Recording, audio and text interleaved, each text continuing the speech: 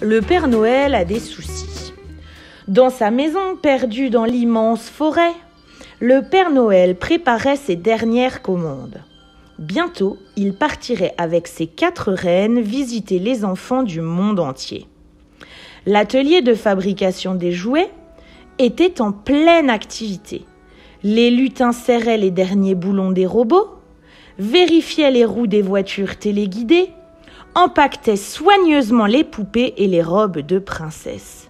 Quelle joyeuse animation! Mais les reines n'étaient pas du tout enthousiastes. Ils étaient vieux, aussi vieux que le Père Noël.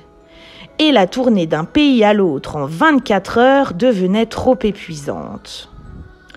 Se poser sur les toits glissants des maisons, tirer le traîneau alourdi par les millions de jouets, voler dans le vent cinglant, était chaque année un peu plus difficile. « Nous ne voulons plus travailler de cette façon », dirent-ils en chœur au Père Noël. « C'est trop fatigant. Il faut trouver une solution, sinon nous ne partirons pas ce soir. » Abasourdi, le Père Noël se laissa lourdement tomber dans son fauteuil. Il réfléchit. « Je vous offre double ration de foin, du lait à volonté et des clochettes toutes neuves. »« Non !» répondirent les reines obstinées. « Ce que nous voudrions, c'est que cette période de Noël dure 4 jours.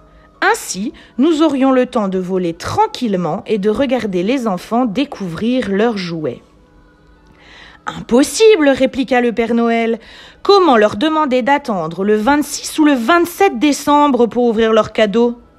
Les reines se grattèrent les moustaches. « Ah, pour sûr, Père Noël, on ne doit pas les décevoir. »« Et que diriez-vous de motoriser le traîneau ?»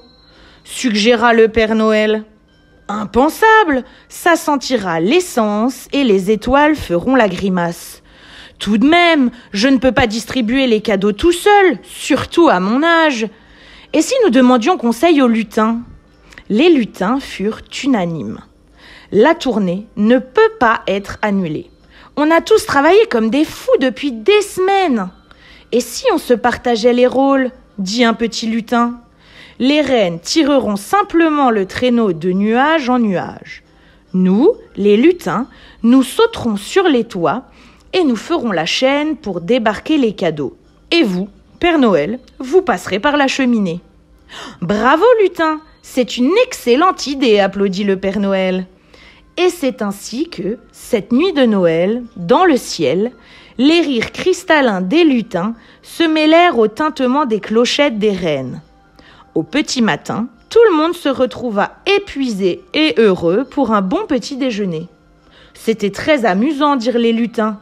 Et bien moins fatigant, ajoutèrent les reines. C'est décidé, Père Noël, nous ferons cela tous les ans.